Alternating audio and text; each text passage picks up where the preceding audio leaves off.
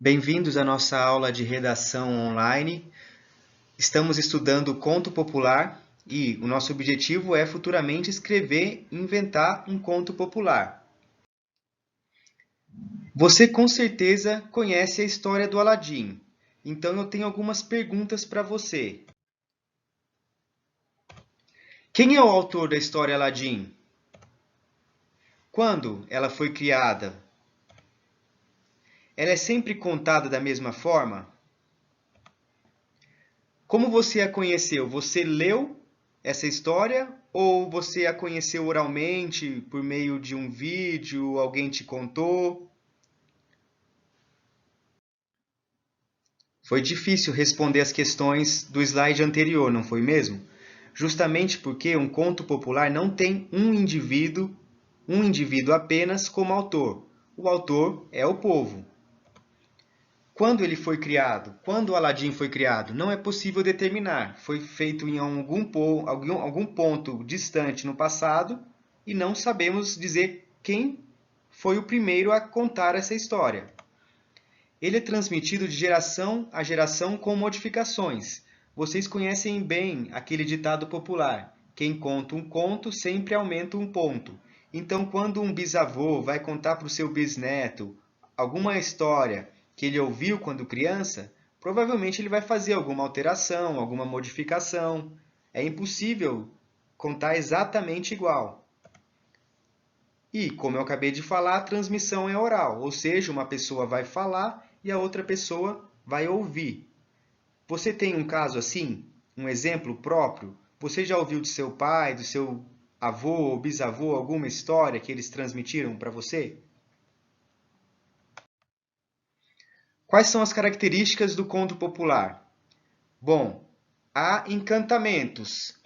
Pode ter seres sobrenaturais, como é o caso do gênio no Aladim, que consegue realizar desejos fazendo qualquer coisa que é pedido. Pode ter palavras mágicas, feitiços e encantamentos. Vocês se lembram do tapete voador? Esse é uma espécie de encantamento. Vocês se lembram também da lâmpada mágica, uma espécie de encantamento. E a história do conto popular, ela se passa em que momento? Bom, o passado é sempre distante e impreciso. O que quer dizer a palavra impreciso? Não dá para saber exatamente quando se passou. É importante saber isso porque, quando vocês forem escrever o conto popular, seria incorreto se vocês colocassem essa história aconteceu no ano 2000 a.C. ou 500 anos antes de Cristo. Isso é um passado distante, mas ele está determinado. Então, a sugestão que eu dou é: coloque há muito tempo, isso aconteceu num passado distante, num passado muito distante e impreciso. E tempo imaginário, não se confunde com a realidade, justamente por ter encantamentos e aqueles tipos de seres, fica no plano da imaginação. É importante também garantir essa ordem linear. Ele tem um começo, um meio e um fim. Vocês conhecem a história da Branca de Neve. Primeiro, nasce uma menina muito bela, depois a rainha quer perseguir essa menina que virou adolescente, porque ela se tornou a mais bela do reino. Depois essa menina foge e acaba na casa dos anões e assim por diante. Tem um começo e se dirige ao fim.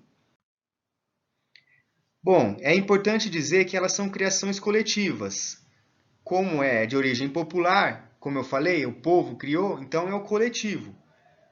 E elas querem sempre transmitir algum tipo de valor.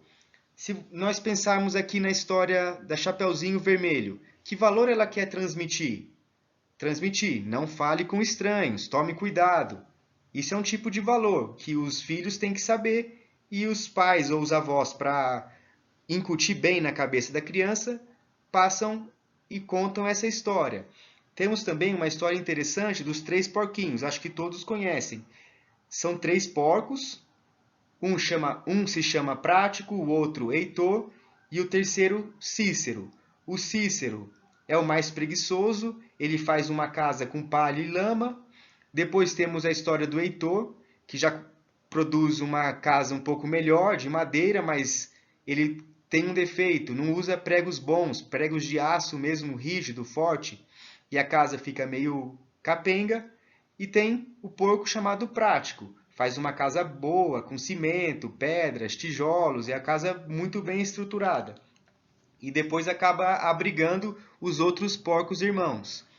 Qual é o valor transmitido por essa história?